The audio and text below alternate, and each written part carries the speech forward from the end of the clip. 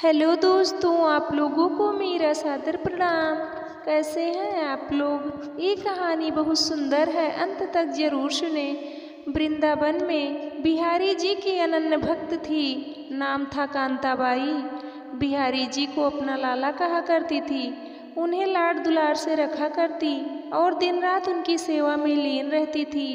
क्या मजाल कि उनके लल्ला को जरा भी तकलीफ हो जाए। एक दिन की बात है, कांताबाई अपने लल्ला को विश्राम करवाकर खुद भी तनिक देर विश्राम करने लगी।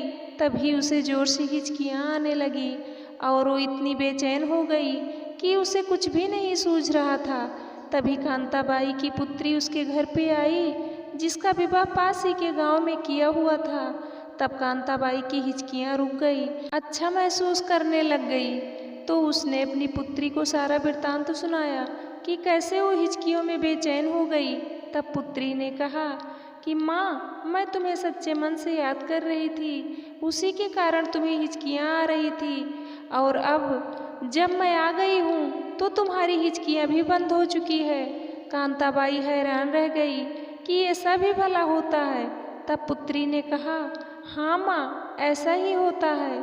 जब भी हम किसी अपने को मन से याद करते हैं तो हमारे अपने को हिचकियाँ आने लगती है। तब कांताबाई ने सोचा कि मैं तो अपने ठाकुर जी को हर पल याद करती रहती हूँ, यानी मेरे लल्ला को भी हिचकियाँ आती होगी। हाय मेरा छोटा सा लल्ला, हिचकियों में कितना बेचैन हो जाता होगा। नहीं, ऐसा नहीं होगा। अब से मैं अपने लल्ला को जरा भी परेशान नहीं होने दूंगी। और उसी दिन से कांताबाई ने ठाकुर जी को याद करना छोड़ दिया, अपने लल्ला को भी अपनी पुत्री को ही दे दिया सेवा करने के लिए। लेकिन कांताबाई ने एक पल के लिए भी अपने लल्ला को याद नहीं किया।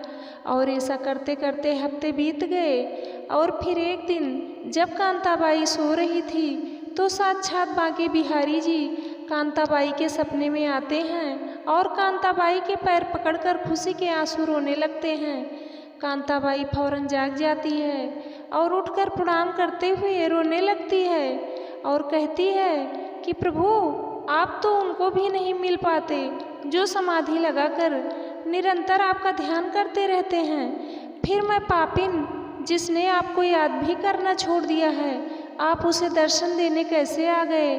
तब बिहारी जी ने मुस्कुराकर कहा, माँ, कोई भी मुझे याद करता है तो या तो उसके पीछे किसी वस्तु का स्वार्थ होता है, या फिर कोई साधु ही जब मुझे याद करता है तो उसके पीछे भी उसका मुक्ति पाने का स्वार्थ छिपा होता है।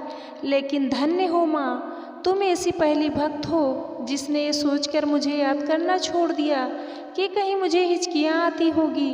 मेरी इतनी परवाह करने वाली माँ मैंने पहली बार देखी है। तभी कांताबाई अपनी मिट्टी के शरीर को छोड़कर अपने लल्ला में ही लीन हो जाती हैं। इसलिए बंधुओं, वो ठाकुर तुम्हारी भक्ति और चढ़ावे के भी भूखे नहीं हैं, वो तो केवल तुम्हारे प्रेम के भूखे हैं। उनसे प्रेम करना सीखो। उनसे केवल और केवल किशोरी जी ही प्रेम करना सिखा सकती हैं।